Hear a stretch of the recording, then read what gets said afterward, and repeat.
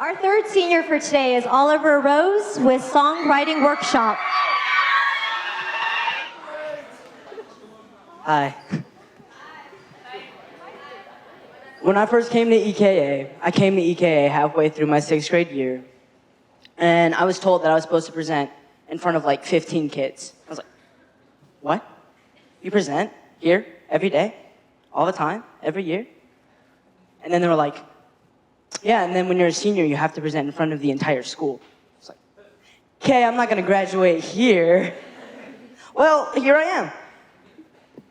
I decided my freshman year how stressful this school was that I was just gonna leave and never come back.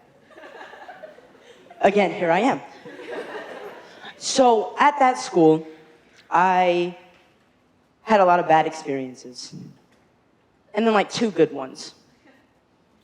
And the only good experience that I remember was choir, and experiencing music with friends and family and loved ones. And when I came back, I knew that that was my passion, and that was something that I wanted EKA to have more of. So the focus of my project was for students to express their love for music through singing, poetry writing, playing instruments, and listening to music. And then I had a direct focus, where I wanted students to learn how to write an effective song. Here's a quote from Andrea Stollop, who's the author of this book that I read cover to cover about 3 times. And in the introduction of the book, she says, all of our experiences in life give us inspiration. Dwell on that a little bit. All of our experiences in life give us inspiration. My Life was the first song that I have ever written, and I wrote it at the end of my sophomore year because in my sophomore year, there was a senior who decided for his project he wanted to create EKA's first album, and I helped him. I wrote some songs with him, and we went into the studio, and it was a very good experience for me because it inspired me to start writing songs myself. The next summer, after my junior year, when you're stressing out and trying to figure out what you want to do for your senior project, and you have no idea what's going on, I get a random text message from a friend, like, hey, can you help me write a song? It's like, absolutely. And he starts showing me this song that he pretty much plagiarized. And I was like, okay, how about let's start with something else. Have you ever written a poem? He's like, yeah, I've written a lot of poems. I was like, all right, show me some. And he sent me about 3 or 4 of his poems, and I put some music to it and created a song. And I realized in that moment that that was what I wanted to do for my senior project. Mix the love that I have for teaching and the love that I have for music. So I'm going to go in chronological order, because it just works for my OCD. Semester 1, I created the Songwriting Workshop Club, my first semester. And to create a club, you have a lot of steps that you need to go into. I got a little close to the mic, my bad. A lot of steps that you need to go into, such as creating an interest level to see how many students want to participate in your club. And then you have to go to the administration. You got to go to Miss Madsen. You got to go to Miss Parrish. You got to go to your advisor. You have to pick a time. You have to pick a day. You have to have an advisor to watch your club. And you also need a room to go and have your club. So immediately, as soon as I got here, my senior year, I decided that that was what I needed to do. And I booked it. Just automatically started the club in October. And in the club, we had every Thursday from 3:45 to 4:45, we had an hour to work. I taught them, I showed them my song, My Life, and we discussed what we wanted for our club, what kind of rules we wanted, how we wanted to work, what we wanted to work on. And I created a little topic box for us to pick songs and write about. And we started writing a song together as a group. The song was called Rise, Stand Tall. Those are the lyrics that ended up on the board, which took quite a lot of time. We had a lot of different opinions, and there was about 7 verses that we wrote, and we ended up with a final of 3 verses. This song took the longest because it was the first song that every student had ever written, and we all wanted to work together to put it and make it good. Alongside the first semester of Songwriting Workshop, I also taught a seminar with Trevor, and I helped him out with elementary. I had 5 lesson plans, and each lesson plan took about 2 to 3 weeks with the exception of the first lesson plan. The first lesson plan was just an intro to the importance of journaling and why it is so important, not just for your mental health, but as a songwriter. The first song that I ever journaled out, I was 10 years old, and I found that journal like 3-4 days ago, and it was really bad. And I realized why journaling is so important, because you got to practice. The next that we went over was song form. For those of you who don't know what song form is, it's the formation of the song. Song form. Oh, look at that. Parts of the song, which are verse, chorus, intro, outro, so on and so forth. The song form is the formation of those songs in that order. So for example, the song that we wrote, Rise, Stand Tall, it was a verse, pre-chorus, chorus, verse, verse, pre-chorus, chorus, pre-chorus, chorus. Simple. Then the next lesson that I had was writing parodies. How many of you guys, by raise of hand, remember Loki Rorick's performance at the talent show? I better see all those hands, man. That was a school-wide event. The song that he did was a parody of Blank Space by Taylor Swift that he had actually written in that seminar. We're dancing a little bit. The next one, lesson plan that I taught was 20 tips for a songwriter, which was a video that she had created because she teaches at Berkeley University. And it was a 20-minute video that I had the students take notes on and look at vocab to make sure that they understand the basics of songwriting. And the last was improving stage presence. Because even though writing a song is important for songwriting, I think knowing how to stand up here on stage and hold a mic properly is also, there you go. I think knowing how to stand up here on stage properly is important as well. In this picture, this large one, is of Leah O'Brien singing her parody of Can't Help Falling in Love with You. And in the bottom corner is Trevor working with the students on his lesson plan that he created for them for his project. And I think it was really cool to not only experience my own teaching, but to watch him teach as well, to learn from him and grow from each other. And that last picture in the top right corner, I loved every kid in that seminar, and I was just like, guys, let's take a selfie. So we took one, and that was a selfie. Semester 2.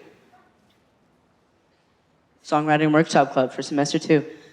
This is where we actually started to write individually. Sam had shared his songs that he had written, and Shaina had shared her poetry, and Stephanie shared hers as well. And we started to add music to the poetry, and the students started to write more, and we ended up with a final of 13 songs. I had a student come up to me at the beginning of the year, Reese Helseth, and he was like, I want to learn how to make dubstep music. I was like, I don't know if that's songwriting, but you know what? I got you. I got you. So I spent a lot of time fundraising money to find this MPK Mini, which was about $100 on Amazon, and he started working as efficiently as I've ever seen somebody work on something, because he got it last minute, and he had to work during advisory, not just in the club time. Here's some pictures. I know, Sam is so cute, isn't he? Look at that. Yeah. So if you notice, we're in a different room because, you know, when you hit the senior project, you get speed bumps, and Thursdays just didn't work for us, so we changed them to Fridays, which means I also had to change my advisor. Yeah, that was fun. But luckily, Mr. Webster came through, and he was really supportive, and we got to stay in his room. I also helped in the second semester around March with the poetry workshop with Caitlin and Leah. On the first day, there wasn't as many kids as they expected. There was about 10 kids. And I created a small lesson plan where I had introduced the topic, had them warm up, and just start writing for about 10 minutes. And as they wrote, I went around with each individual and had a one-on-one discussion about what they were brainstorming and just throw ideas out there. Sometimes when you write, you just need the right questions to get the right answers and the right motivation. And then afterwards, we had shared and discussed all of our work. And the second day, which was about a week later, 2 weeks later, there was like 3 times as many kids. I was a little overwhelmed, but at the same time, I knew that I had the support of all of Leia and Caitlin to help as well. And because there were more people, I got to watch these sophomores do what seniors do, and it was amazing. The songwriting workshop performance. I had never put on a big event before, and I had no idea where to start. And I was stressing out just a little bit, even though I never showed anybody. And there was just one day that I broke down in tears and texted one of my senior friends and was like, I need help. And the next day, he sat with me, drew out a bubble map, and we worked on it together. And I felt so much better, clear-minded. What I had to do was I had to create a set list, time every individual song, and make sure that the time of every individual song fit from a 2:30 to 3:30 period. Because if you were past 3:30, kids didn't get their Chromebooks put away. And if kids didn't get their Chromebooks put away, teachers would get mad. And if teachers would get mad, parents would get mad. And it's just not a good mixture. So, as a senior, you've got your 4 stages of a big event. You've got the planning of the big event. You've got the day before the big event. You have the actual big event, and then the aftermath. Planning of the big event, you hustle, you work, you talk with people, you communicate. And then the day before the big event, you stress a little bit. The day of the big event, you walk around the school and you're like, I got this, I'm fine, I got this, I'm good. And then all of a sudden you come up on stage and you're like, uh-oh. And then everything just goes to plan. And then the aftermath. I cried as soon as I got home in my bathroom for about 3 hours. Not gonna lie. And it wasn't because I felt this relief of stress all over me, but I have dreamt of this day, of performing on this stage with the students since I was a freshman. I was like, I want to have a concert. I'm going to make everybody sing, and I'm going to make everybody dance. And it didn't turn out the way that I wanted it to, exactly in the image, but I was like 14. So I was so proud. And when I sat down and I just sat there, all of that pride just came out, and I cried. And I think a lot of us seniors cried after our big events. So what did I learn? My first semester, I decided that I wanted to do my work after I had fun. That wasn't a good idea. But with the help of Ms. Kino's project that she required for our advisory, which was mindfulness, I began to be more mindful of my own emotions and my work and everything that was going on in my life. In the second semester, I was able to put my work first before my play, and I was less stressed all second semester. Another thing that I learned about is time management. Now, as seniors come up here and they tell you about time management, they're like, worry about your due dates and make sure that you're on time. No, I actually focused really well on my senior project. This was the one thing that I was passionate about. It's time management in organizing a big event where you have to time every single song and make sure that everything works out. Not only did I have to time the songs, but I had to time the description of each song and make sure that everything worked in that hour. Another thing that I learned is that confidence is key. It's been easy for me to sing in front of a group of people because I'm confident in my singing. But it's always been difficult for me to talk in front of a group of people because I was insecure in my talking and in myself, and I didn't like the sound of my voice. But as I've grown over the years, I've learned that confidence is key to success. You stand up here and you're confident in yourself and you strut and you work it and you feel so much better afterwards because you feel like you can accomplish so much more. And the last thing that I learned that I want all of you to know is to not let go of your dreams. My older sister, she's about 7 years older than me, she has the most beautiful voice that I've ever heard in my life. And she too had the dream that I had to be a performer. But she let the stress of life and school and work get to her. And I look at her now and I see that she could be up there like Haley Steinfeld, but she isn't. And I learned that I don't want to let go of my dreams. After my big event, I had a lot of constructive criticism, but I also had a lot of compliments. Some compliments that stood up were, you look like a professional up there.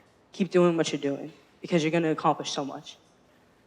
So I encourage every single one of you to not let go of your dreams. Thank you.